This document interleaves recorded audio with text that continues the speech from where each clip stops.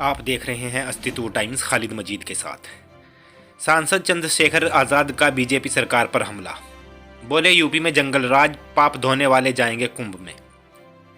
सहारनपुर में आज़ाद समाज पार्टी के राष्ट्रीय अध्यक्ष और नगीना के सांसद चंद्रशेखर ने प्रदेश और केंद्र सरकार पर जोरदार हमला बोला।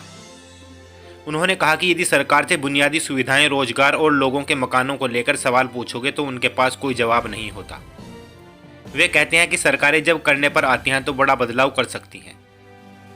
चंद्रशेखर ने कटाक्ष करते हुए कहा, सरकार बहुत अच्छा काम कर रही है, अब हम इसके बारे में क्या कहें। कुंभ मेले में वही लोग जाएंगे जिन्होंने पाप किया है, जिसने पाप किया है वे वही जाएं, लेकिन कोई बताता है क्या जब कोई पाप करता है। उन्होंने कहा कि आज़ाद समाज पार्टी उन गरीब कमज़ोर वर्गों के लिए लड़ाई लड़ रही है जिन्हें हज़ारों सालों तक धर्म और संप्रदाय के नाम पर अपमानित किया गया। उन्होंने कहा, आज भी मीडिया, पुलिस प्रशासन और न्यायपालिका कमज़ोर वर्गों के खिलाफ खड़ी नज़र आती है। हम उन लोगों को सम्मान दिलाने के लिए संघर्ष कर रहे हैं जिन्हें आज़ादी के इतने साल बाद भी इज्जत की ज़िंदगी नहीं मिली है। संभल हिंसा की फाइल दोबारा खोलने पर चंद्रशेखर ने कहा कि जिनका चुनावी एजेंडा ही हिंदू मुस्लिम विभाजन पर आधारित हो, उनसे किसी सुधार की उम्मीद करना बेकार है। उन्होंने कहा कि यदि नौजवान रोजगार की मांग करेगा तो उसे लाठियां पड़ेंगी। आइए देखते हैं क्या बोले चंद्रशेखर आजाद। सांसद महोदय, कुंभ मेले को लेकर लगातार जो अखिलेश यादव जो बयानबाजी कर रहे हैं, उन्होंने कहा है कि कुंभ में लोग 3 काम के लिए जाते हैं, पाप हटाने के लिए, पुण्य कमाने के लिए और दान करने के लिए। आजाद समाज पार्टी क्या तैयारी कुंभ मेले के लिए, क्योंकि सरकार भी लगातार हमलावर है अपने पार्टी। जिस काम को सरकार से कोई और सवाल आप पूछोगे, रोजगार को लेके, बुनियादी सुविधाओं को लेके, लोगों के मकान के लेके, रोटी कपड़ा के लेके सरकार पर जवाब नहीं। सरकार कहती है 1 दिन में कुछ नहीं होता, लेकिन हमने देखा कि 6 महीने में रेत पे एक बहुत बड़ा शहर बनते हम लोगों ने देखा। जब सरकार करने पे आती सब कुछ हो जाता है। तो जिस विचारधारा की सरकार अपना काम कर रही है, जब सरकार इतना अच्छा काम कर रही है, हम उसमें क्या कहें। किसी को पाप धोने हैं, किसी ने पाप किया वो चला जाए। कोई बताता है जो पाप करता है, आपने कोई भी पाप किया तो आप बता दो किसी को कि आपने पाप किए।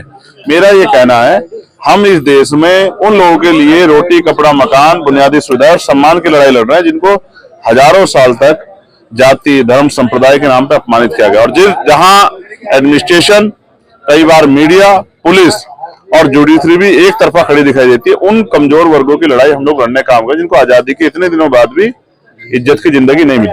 संभल में हिंसा हुई थी 1978 में, उसकी फाइल दोबारा खोली जा रही है 47 साल के बाद। क्या कहेंगे इस पर? 7 दिन में रिपोर्ट मांगी है सरकार ने, लगातार मंदिर मठ खोजों का अभियान चलाया जा रहा है, क्या कहेंगे इस पर? और मैं फिर यही कहूंगा कि जिनका एजेंडा ही बांट कर हो, या जिनका चुनावी एजेंडा ही जो है वो हिंदू मुसलमान के आधार पर, उनसे क्या उम्मीद कर सकते हो।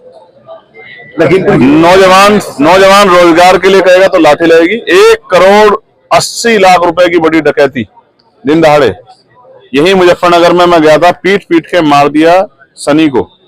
बागपत के नौजवान को 3 साल न्याय नहीं मिला, उसने जाके पार्लियामेंट के सामने आग लगा ली। और अभी मौर्य जी को पुलिस ने पीट के मार दिया। क्या सुनना चाहते हो मुझसे? उत्तर प्रदेश में तो जंगल राज है, उस पर क्या सुनना चाहते हो मुझसे कि मैं मुख्यमंत्री जो तानाशाही रवैये के अब जो मन में आ रहा कर रहे हैं उस पर पीट थपथपाऊं उनकी? या सच बताऊं कि उत्तर प्रदेश में मेरे जैसा आदमी जिसने गोली खाई है, क्या कह सकते हैं किसकी जान कब कहां चली जाए। सदन में बात रखना चाहते हैं आपको जो पूरा समय नहीं मिल पाता, उसका कारण क्या है सर? आप पूछ के बताओ। मैं तो अपनी कोशिश करता हूं कि मौका मिल जाए। दिल्ली चुनाव में आजाद समाज पार्टी का क्या? हाँ, मजबूती से लड़ रही है। दिल्ली की स्टेट की टीम ने जो तय किया है, कितनी सीटों पर लड़ा जाएगा? मैं अभी आज नहीं कह सकता, लेकिन मैं ये बता रहा हूँ कि लड़ रही है, क्योंकि कल मेरी बात हुई थी। हम मिल्कीपुर भी लड़ रहे हैं और हम लोग दिल्ली का चुनाव भी लड़ रहे हैं। 2027 के लिए क्या स्टैंड है? आजम खान से नजदीकियां कहीं ना कहीं मुश्किलें बढ़ा रही हैं और लोग, किसी को परेशानी है किस बात से? ऐसा नहीं होना चाहिए।